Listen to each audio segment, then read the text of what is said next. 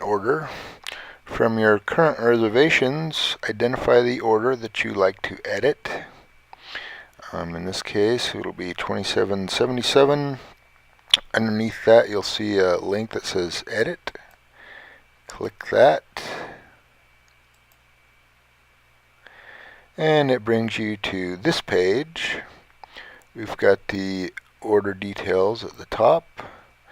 If we scroll down, we'll have all the fields available that you're able to edit. It starts with the item and the database ID. If you want to change the item, we ask that you include the database ID of the new item and a description in this field. If you do not know the database ID, you can click this link here and it shows you in a new window everything that's in your catalog. Database ID is in the far right column, and then a description. You can use that. You can really put whatever you want in the description. Okay, next is number and party. Next is the rental period. We've got May 9th through May 12th. They've decided to add a night, so we're going to change this to the 13th. And then in the number of nights, we're going to change it to 4. Now, if you hit your tab key after you enter that 4, all these red 3s will go to a 4. And you can see how that changes there. You can also change it from nightly to hourly. Probably never happen, but it's there if you need it. Okay, now you want to go ahead and update your calendar when you make that change so you don't forget. This link here will open the calendar for this item. So then on this page you can add dates. We'll just go ahead and add the 14th, 5/14.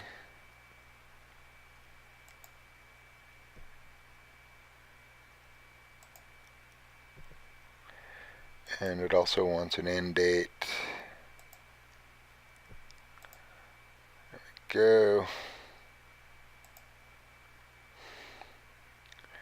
14. Put in the renter's name, last name, add it to the calendar. Alright, now we'll close that calendar and proceed with this video. Now, if you are changing the item, this link opens the calendar for this item. If you're changing the item, you want to see your catalog again and say you're going to use this item instead. You can click on this link to that calendar and add the dates to that right there.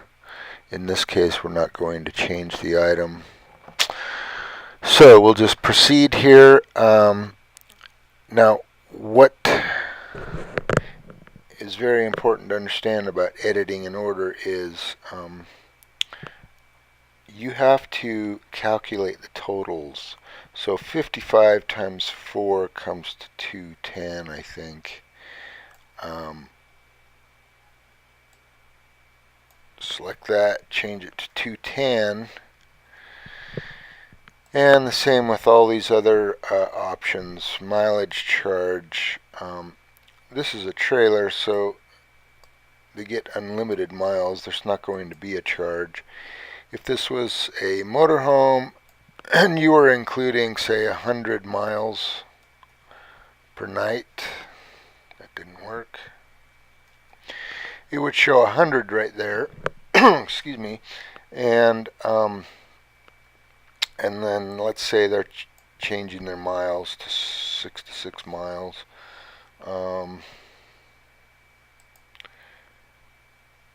Miles charge, that also has to be 66 price per mile is, say, 0.33.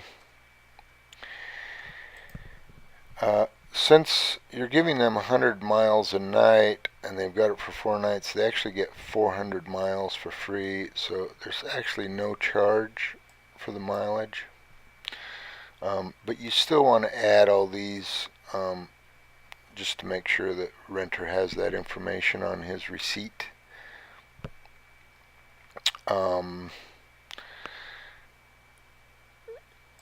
Delivery charge. So let's say we're delivering this one 66 miles.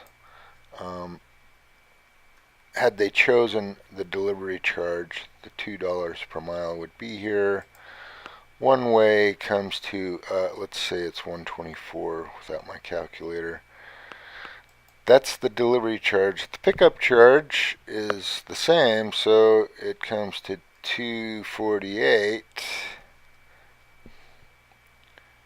for the pickup and delivery. Again, we just need these totals in here because when you go down here to click Save Changes, we will calculate the totals here from your totals. Okay, so trip extras. Say they're getting an umbrella. And let's say they want 3 of them. And say you're charging $5 per trip. That's $15 for the umbrellas. Nightly charges. Say they're renting a generator. The price is $25 a night times 4 nights is $100. Okay, so the cleaning option, they chose the free cleaning option. It says see listing for details. You could change that to you clean all of it and dump. Prep fee isn't going to change. There's not an onboard generator. If there were and you had listed that on your listing, it would give you your price. Like for instance, this is based on a per night basis. If you had charged by the hour, it would show something different.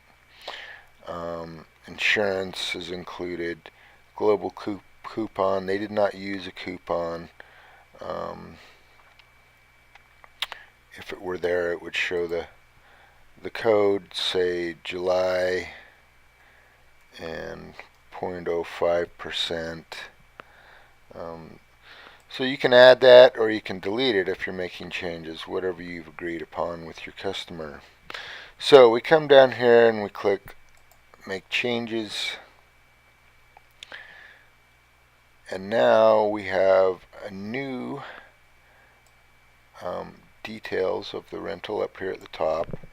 We've got the total is $210 for the rental.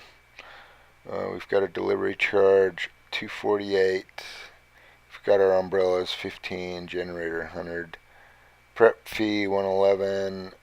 We're giving them the 5% discount, and so that total comes to $649. Tax $649. They are charging a security deposit of $100 on this item. Comes to $794. Now see, they originally had paid $98 as the reservation deposit, but there's a much larger total now with all these extras we've added. So the balance due is $695. And again, if you made a mistake, all of your information is here. And you can also change the renter info if